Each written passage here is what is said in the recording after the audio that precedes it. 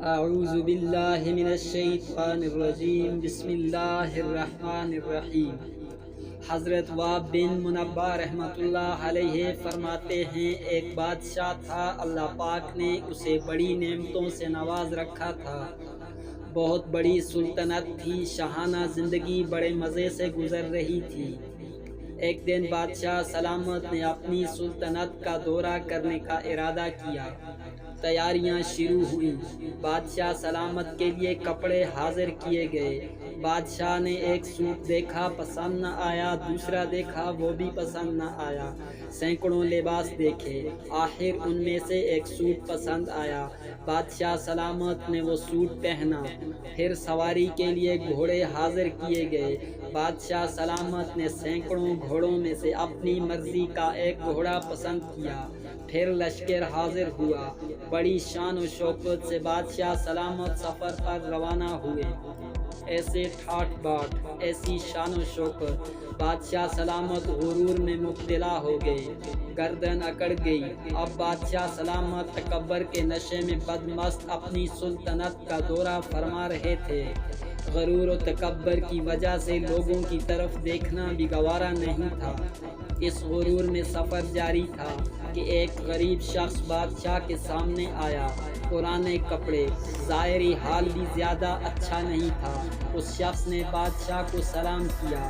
بادشاہ سلامت تو غرور و تکبر کے نشے میں تھے، ایک غریب آدمی کو جواب دینا اسے کب گوارا کر سکتے تھے۔ اس شخص نے بھی بادشاہ کی بے رخی کی پرواہ نہ کی اور کہا، بادشاہ سلامت، مجھے آپ سے ضروری کام ہے۔ بادشاہ سلامت نے سنی انسنی کر دی۔ اب اس غریب شخص نے بڑی دلیری سے آگے بڑھ کر گھوڑے کی لگام پکڑ لی۔ اب تو بادشاہ غصے سے لال پیلا ہو گیا اور چلا کر بولا، اے شخص لگام چھوڑ۔ اس غریب شخص نے پھر بڑی سادگی سے کہا، بادشاہ سلامت، مجھے آپ سے بہت ضروری کام ہے۔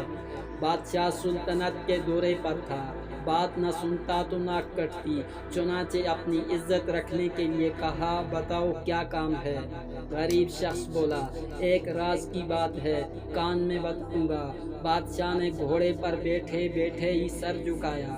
اس شخص نے بادشاہ کے کان کے قریب ہو کر کہا، بادشاہ سلامت، میں ملک الموت ہوں، تمہاری روح قبض کرنے آیا ہوں۔ اللہ اکبر! اب تو بادشاہ سلامت کے پیروں تلے سے زمین نکل گئی۔ بادشاہ تھر تھر کانپنے لگا، چہرے کا رنگ بھی بدل گیا۔ خوف سے کانپتے ہوئے بادشاہ نے بڑی عاجزی سے کہا، اے ملک الموت علیہ السلام، اس وقت مجھے مہلت دیجیے، سلطنت کا دورہ پورا کر لوں، گھر پہنچ جاؤں، پھر آپ روح قبض فرما لیں۔ ملک الموت علیہ السلام نے فرمایا، اللہ پاک کی قسم، اب تم اپنی سلطنت کو دیکھ نہ سکو گے، تمہیں اپنے آل و عیال کے پاس جانے کی بھی مہلت نہ مل سکے گی۔ ملک الموت علیہ السلام نے یہ کہہ کر بادشاہ کی روح قبض کر لی، اور کچھ ہی دیر پہلے غرور و تکبر کے نشے میں اکڑ کر چلنے والا بادشاہ زمین پر گرا اور ہمیشہ کی نیند سو گیا۔ آگاہ اپنی موت سے کوئی بشر نہیں، سامان 100 برس کا ہے، پل کی خبر نہیں، وما علینا الا البلاغ۔